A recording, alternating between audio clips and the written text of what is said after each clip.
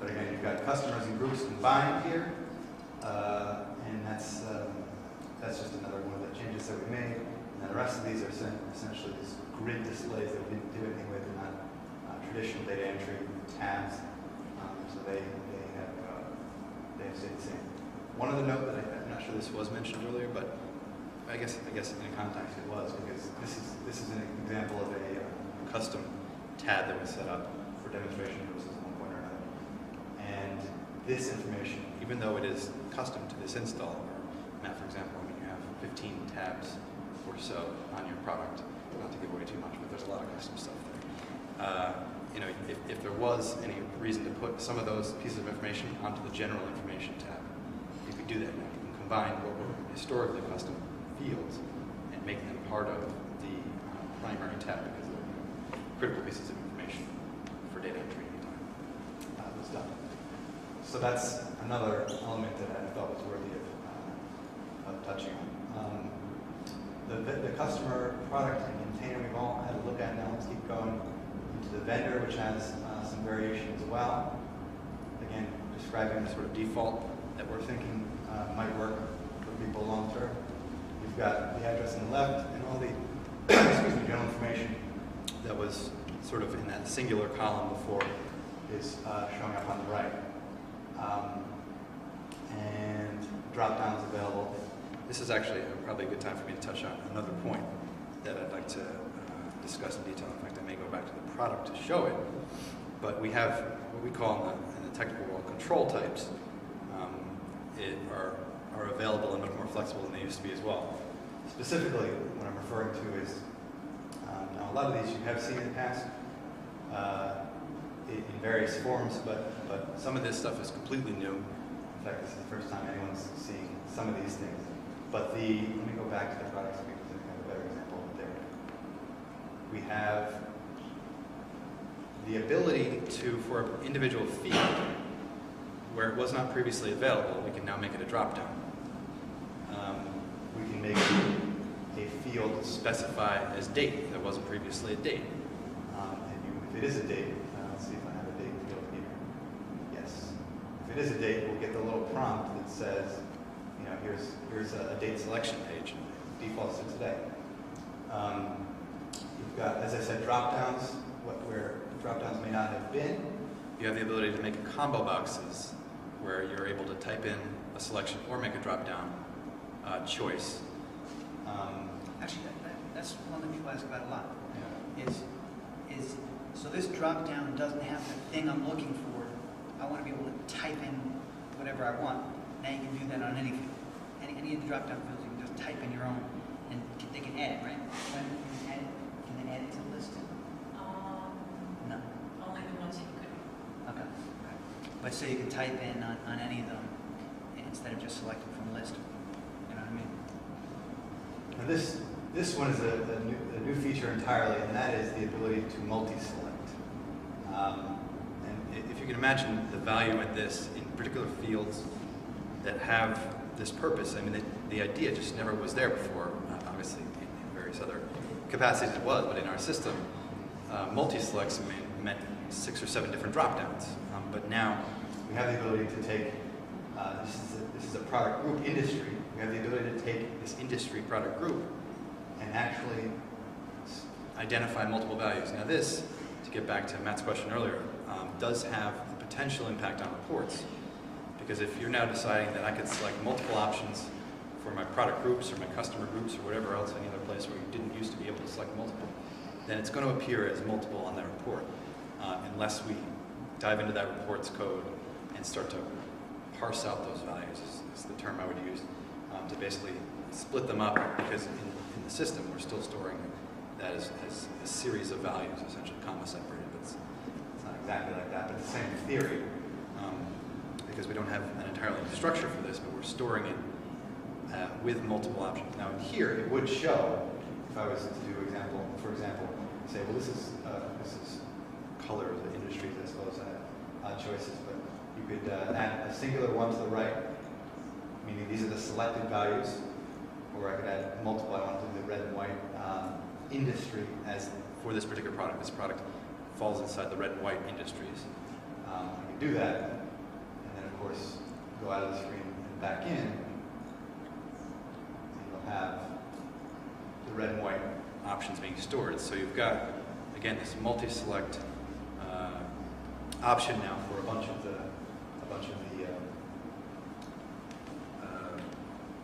fields available. In fact, really, you could make it work somehow or other on every field, although there's definitely exceptions to every rule. Oh yeah. Incidentally, we could create a new address field if we wanted to. That's one of the things. This is now this sort of address control. Back to the vendor for a second. Or customer.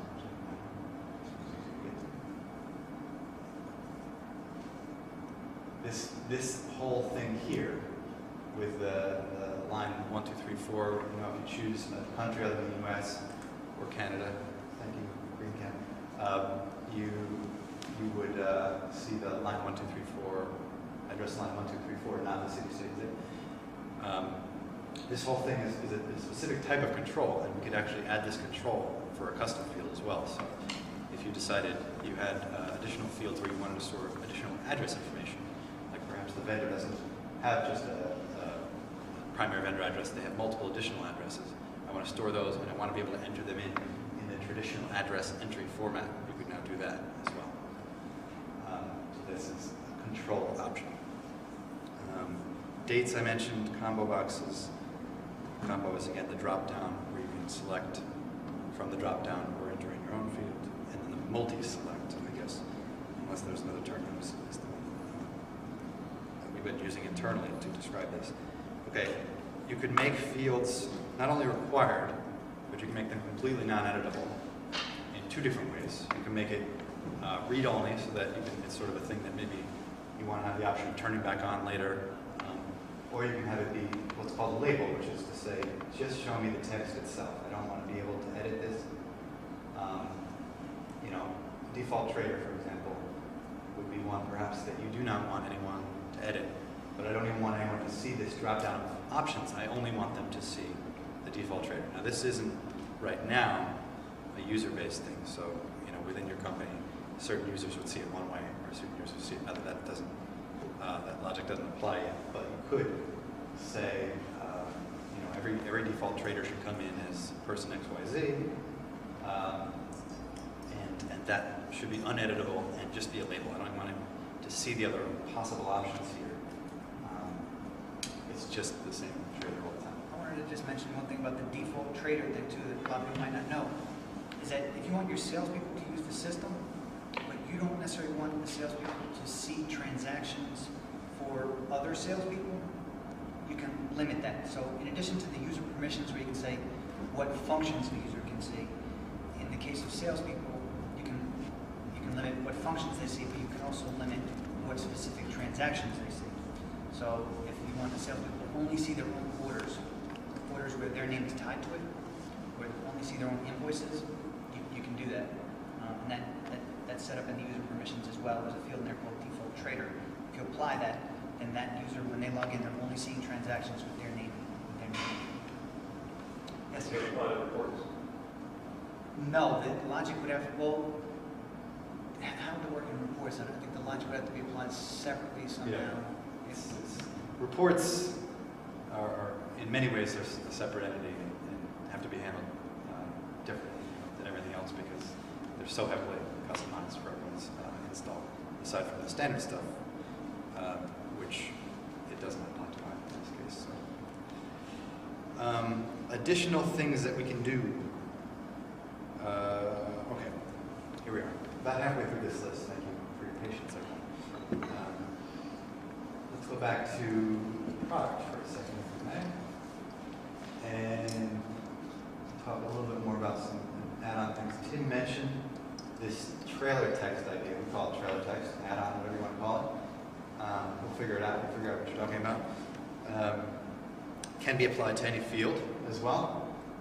It's another option of just sort of further identifying, but in short and abbreviated form probably, what the purpose of this particular field is. As we looked around the system it wasn't a ton of obvious instances where we said, oh, trailer text would work here, but it did make sense to do it because there are some places in purchase order sales, which I'll show in just a second, where we've, we'll say something like per unit of measure, just a very simple, a simplified little piece of text at the end, so that the person entering the information gets a little bit more, a better idea of what's to be entered there. So that's a small plus, but again, not anything earth-shattering. Permissions. I have the note here. Permissions is where it gets confusing to me. You can assign permissions to a field based on users' permissions to another screen in VISCO. Oh yeah. So let's say I'm a user who is not allowed to see any sales-related information. I'm specifically in the realm of purchases, purchase order entry, and I shouldn't be seeing a trader, a sales trader for a customer. I can see the customers just because whatever. Let's do a better example. I'm in the product, and I shouldn't be allowed to see any sales-related fields. I can apply a specific field, for example, default sales price is probably one of the better examples. I just stumbled on it right now. I can apply that logic to that field that says anyone who can't see this page, say sales order sign, also cannot see this screen, or see this field. So this field is hidden to that user because they cannot see, because they cannot do SO sign. That concept can apply on any of the fields that we're discussing. To get a little bit technical again, I mentioned earlier the term JavaScript. That is code. There's code involved there. There's more work involved. It does require developer time. But the ability to apply JavaScript as a method of further modifying and improving the functionality and the features of each of these fields is now available in a way that previously wasn't. Specifically, if you click something and you want something else to automatically fill at the time you've clicked this, I fill in addition. I click on standard product weight, and then I want to go grab the system's default unit of measure and fill it in here. That could be done. There's a little bit of code involved in this case, but that could be done. And give you another example. If I fill in the default sales unit measure, the default purchase unit measure will fill in from automatically. Better. Right? Thank you. Yes. So that's the on click, or I should say on change. In Tim's example, there's 4 different things that can happen on change, meaning I'm changing this field. Based on my change in this field, I want this field to respond in this specific way. As Tim said, the unit of measure example is a great one. It's just something, in fact, that I would love to say that every one of our customers has the same purchase and sale unit of measure, but that's not at all true, actually. So I wouldn't say that it's best to apply that to everybody, but it does make sense, I think, for a lot of you guys to say, yeah, if I'm buying in pounds, I'm also selling in pounds. And those instances can now be applied. Okay, a couple of other options with this whole JavaScript thing. On load, meaning the page is coming up initially, this actual screen is just being loaded up, and I want this, this, and this to occur. That can also be further modified through JavaScript. And on blur, this one's great. Correct me if I'm wrong. This, Wendy, if I'm mousing over package markings, markings field. No, on blur is leaving. Oh, leaving. Tab off. Okay, tab off. Yeah, I'm sorry. So when you're tabbing off, whether you've made a change or not, if you tab off of package markings and oops, you forgot to make the change that you expected to make, we're still going to go and fill in name. We're still going to go and fill in the additional description based on that name. Maybe there's some intelligence that we can come up with what the additional description should be, whether name is filled in. Again, we're looking a lot at the product screen, but let's take this a bit further because this applies to so many other screens